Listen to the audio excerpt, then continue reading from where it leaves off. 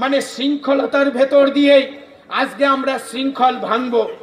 আমরা আমরা আজকে আইন রক্ষা করে আইনকে আমরা ভাঙব।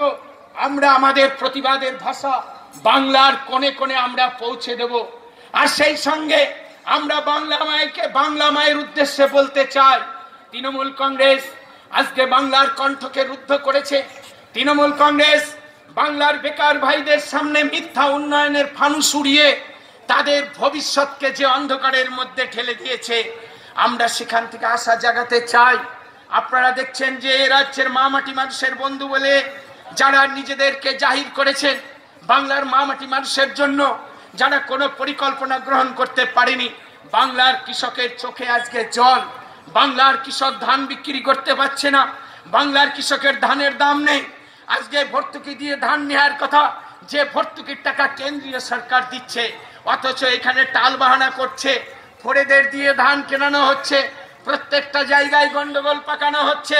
বেকার ভাই বোনেদের জন্য কর্মসংস্থানের পরিবর্তে দিদি ক্লাবের মাধ্যমে টাকা দিয়েছে, আর সেই টাকার খরচ করার জন্য প্রতিটি গ্রামে গ্রামে প্রতিটি বুথে বুথে যিনি সদর্পে ঘোষণা করেছেন তার সরকারের পক্ষ থেকে, যে প্রতিটি বুথে যে পশ্চিমবঙ্গ সরকারের পক্ষ থেকে মদের দোকান খোলা হবে, এটা বাংলার লজ্জা, এটা বাংলার কলঙ্ক, এটা রবীন্দ্রনাথের বাংলা, এটা নজরুলের বাংলা, শ্যামাপ্রসাদের বাংলা, স্বামী বিবেকানন্দের বাংলা, রামকৃষ্ণ পরমহংসদেবের বাংলা, চৈতন্য মহাপ্রভু 531 বছর আগে এই যারা আজকে ঢালাও বাংলা খাইয়ে বাংলার যুব সমাজকে ভূত করে দিতে চাইছেন, আর সেই বাংলাকে 531 বছর আগে জগাই মাদাই বুধ হয়েছিলেন, সেই জগাই মাদাইকে উদ্ধার করতে নিমাইকে আসতে হয়েছিল, স্বয়ং চৈতন্য মহাপ্রভুকে আসতে হয়েছিল।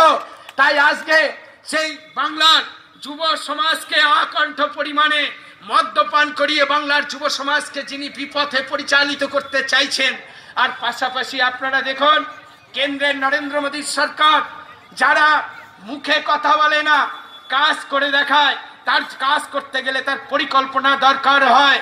যে নরেন্দ্র মোদী যুব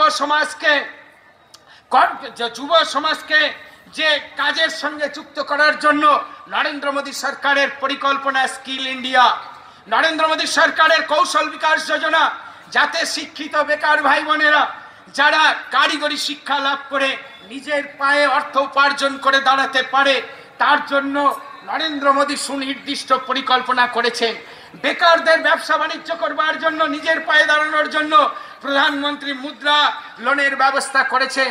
এছাড়াও আপনারা জানেন যে তরুণ উদ্যোগপতিদের জন্য বিশেষ ঘোষণা এবং বিশেষ প্যাকেজের মাধ্যমে 1 কোটি টাকা করে লোন উইদাউট সিকিউরিটিতে এখানে এসএস আলুওয়ালিয়া এসেছিলেন।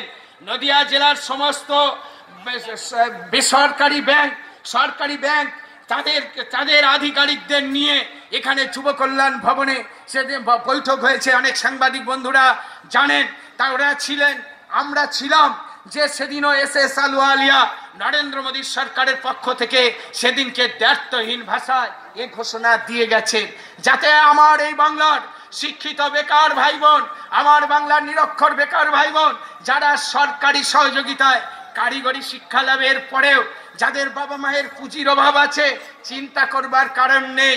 দেশের অভিভাবক ভারতবর্ষের প্রধানমন্ত্রী নরেন্দ্র মোদী তাদের কথা চিন্তা করেছে।